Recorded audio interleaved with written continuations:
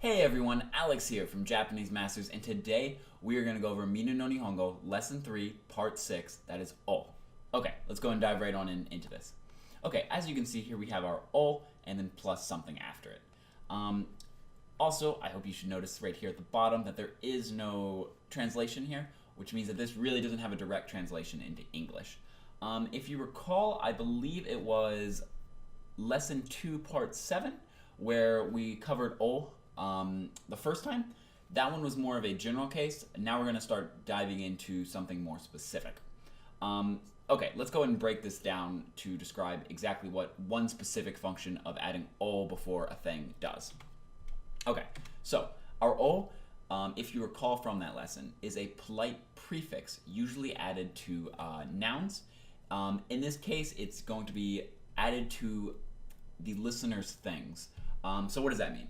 So basically, if you want to be polite towards someone, one of the ways to do it is to add O before the listener's things, to make it more polite, to say that you're showing respect to their things, so their objects. I think the example the book uses is they use O koku. So koku means country in Japanese. So by adding O to it, before it, you're making the word country more polite. And the sentence they used, I think, was basically they were saying, your country, which country do you come from? So when they're referring to your country, by adding the O before the country, you're making it polite. You're showing them respect. You're giving their country respect. And you can give the listeners' objects respect any way you want. So you can give their calendar respect, their table respect, but usually there are specific words that you can add O to and other ones that you can add O to. It just might sound a little bit weird because Japanese people don't do it as much. But yeah, the little tilde, the part after the O, that is going to be the listener's object that you want to be polite about, that you want to give respect towards. So in the example I just gave, that would be the koku, the country. Let's go ahead and go through a couple of examples, and this should make a little more sense. Okay, so the first one is, where do you work? Or the direct translation would be, in which direction is your company? Which, yet again, I mentioned in the last lesson. I'm pretty sure I've mentioned it several times in this chapter alone, that in Japanese, if you want to be more polite, you usually are less direct. So instead of saying, where is your company directly, you're saying, in which direction is your company? It has the same meaning as where is your company, or in this instance, it has the same meaning as what is your company, or like where do you work? However, it's just more polite because you're not exactly talking about a specific location. You're just kind of pointing in the general direction of it. Okay, this sentence is, O kaisha wa dochira desu ka? Now, here is the structure that I was talking about. So we have kaisha, which means company in Japanese. You're wanting to give their company respect. You're wanting to show the listener that you respect them. So you're going to add O before the kaisha, the object, the noun, that you want to give respect towards. And then going along with the whole giving someone respect, that is why I use dochira and not doko. If I just used kaisha wa doko desu ka, that would still be fine, but it'd be less polite than if I used o kaisha wa dochira desu ka. Okay, let's go ahead and move on to the next example. The next example is, I think your box is there. That would be, o bako wa soko to omoimasu. Now, the first thing that I want to go over here is, if you know this kanji and you know box, you know it is hako. Well, in this instance, it would actually be rendaku, which would make it bako. Now, rendaku is a very complex structure to know when to use it.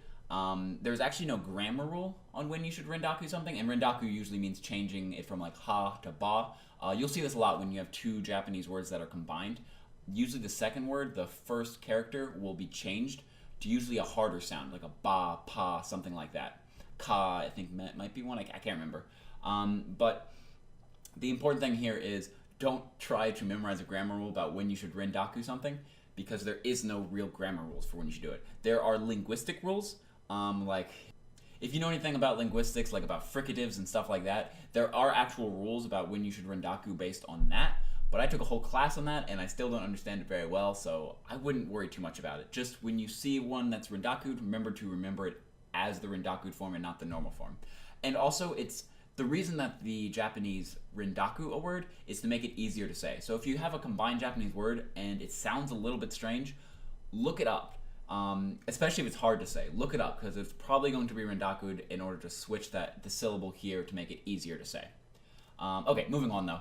So yeah, so you're now giving whoever's box that is, like I said, your box, you're giving that box a sense of respect or politeness, showing the listener that you respect them.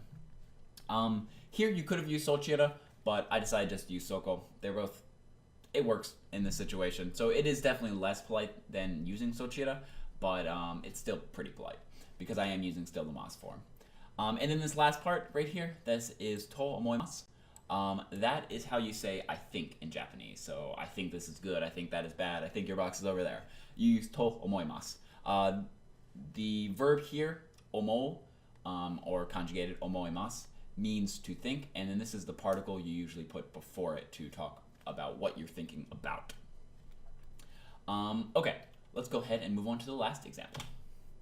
The last example, is this your pen? O pen wa kochira desu ka? Okay, yet again, this time I did decide to actually go full politeness and use the kochira, which means in this direction. So you're saying the direct translation would be, is your pen in this direction? Which I know sounds weird in English, but works perfectly fine in Japanese. And then yet again, you want to give their object a little bit more respect, so you're going to use the O before pen. Just off the top of my head, I'm not sure how often you would give respect to a pen, but I'm not totally fluent in when to use O, because it is a rather complex topic to know when exactly you're supposed to use it. It's just kind of one of those things you just kind of pick up after a while. So I would assume that you could use it. But the important part here is just to know what I'm talking about with the O, and that you can attach an object to the O in order to make it more polite and make it so you're showing the listener more respect. One final note I want to make about this is that I went an entire year in Japan without ever using O once.